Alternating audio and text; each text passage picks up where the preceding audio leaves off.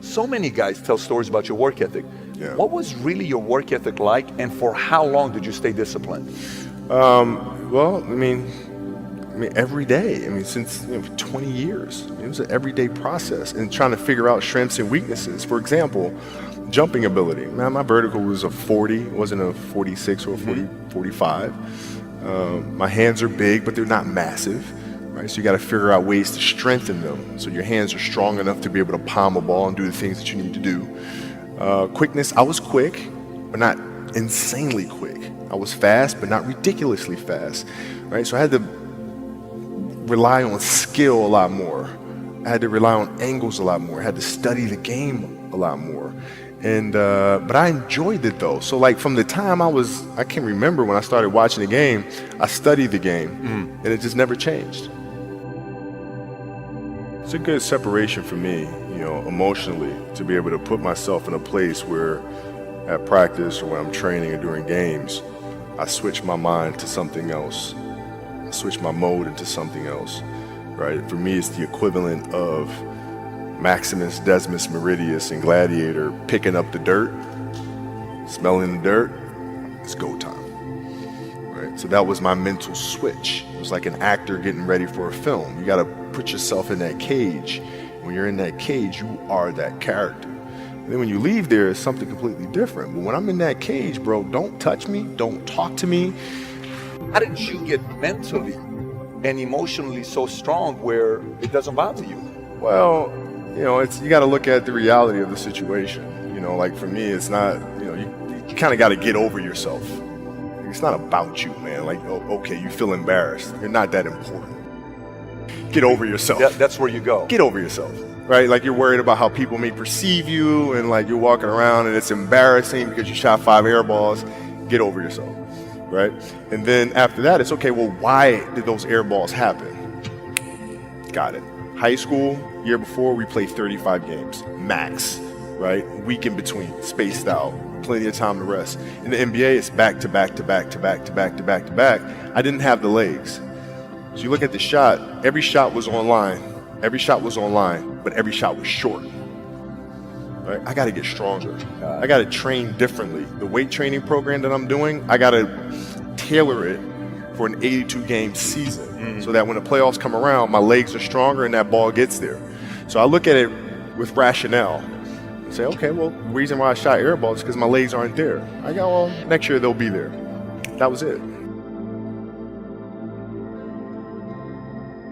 Were there some names that you looked at and says, these 3 guys are as crazy as I am? At the time, I deal with what I've referred to as Goat Mountain. I went to Goat Mountain and I talked to Magic, Michael, Bird, Hakeem Olajuwon, Jerry West, Oscar Robinson, Bill Russell. So I would talk to them. What did you do? What were your experiences? Michael in particular, he's become my big brother. He's been my big brother since I first came in the league. And what was that process like? So I went to them and started understanding the ins and outs of the game and how they approach things and their level of detail and obsessiveness. And that's what I did. The players that had that passion but weren't willing to commit their entire lives to doing that, right? It's a choice, right? You have other things, you have family, you have all these other things that you have to do. The game can't really be your number one priority. And so I was just looking at that like, man, this is gonna be fun. If I'm buddies with you from high school, if I'm a cousin of yours, what happened to our relationship? How did that gravitate when you went into the league and you're determined to become the greatest, or you're determined to become one of the greatest? What happens to our relationship? Well, it suffers. It does suffer. Oh yeah. Okay. Yeah. And you understood that. You were okay with that. Yeah. And the people that love you, like friends and family, like they know that about you. Got it. So they let you be you. And when you reconvene, you pick back up where you left off. Mm-hmm. But make no mistake about it, everything in between is lost. Right? So those long-term relationships, the commitment of time of taking like I see a lot of players take vacations with other players that are close friends, and or just take vacations, just to take vacations, or just hang out, just to hang out. Like I never did that. Why not though? Why didn't you do that? Well, because when I retire, I didn't want to have to say, I wish I would have done more. I don't want that. You know, I don't want that. You know, you got a lot of people paying their hard-earned money to come watch you perform. It's your job to be in shape. It's your job to be strong enough to perform at that level every single night. And as a competitor, I'm not ducking shit. Like, it's not, oh my God, my back hurts, I'm sore, we got to play Vince Carter and Toronto Raptors tonight. We actually had this happen. We had a game against Toronto in 2000, and Vince was tearing the league up. My back was jacked. But like the perception of that, like, what? Kobe's missing the game against Toronto and Vince Carter because, man, my back was really spasming. But people will be like, what? Oh, he's ducking Vince. Excuse me? No, I don't think so. So I would be in the layup line like, okay, there's a lot of days where, you know, you can rest and recover. Today ain't one of them. Your back can bother you any other day. That shit ain't bothering me today. Wow. He gonna have to see me today. Yeah. Oh, man. Yeah. If you're looking at a big investments you got to make, what is the decision-making process there? Do you call? Is there first you do your own research? You take this much time. You call an advisor. Is there a system you follow? It's pretty simple for me. It's do you understand the business? Is it a business that you can help in some form or fashion? What are the barriers of entry to that business? And then the entrepreneurs themselves, the company itself. Right? Do they have a culture that you believe is sustainable? Are these leaders people that you believe in? Are they people that are obsessives? And in turn, have they created a culture of obsessiveness?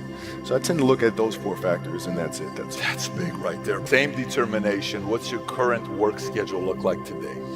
It's different because I personally am not writing every word of the novels. I am not animating the films. What I have to do now is make sure that the people that we bring in, these obsessives that we bring in, are challenging themselves to do the best job that they think they can do. That's what I'm there for, is for them to constantly look in the mirror and self-assess and challenge themselves.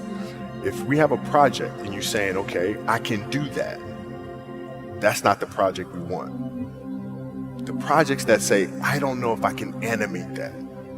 I don't know how to write that story. I don't know how to do that. Those are the things we want, because through that curiosity, you'll reach a level that you didn't think was possible.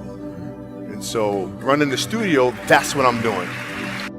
You're playing against the Golden State Warriors.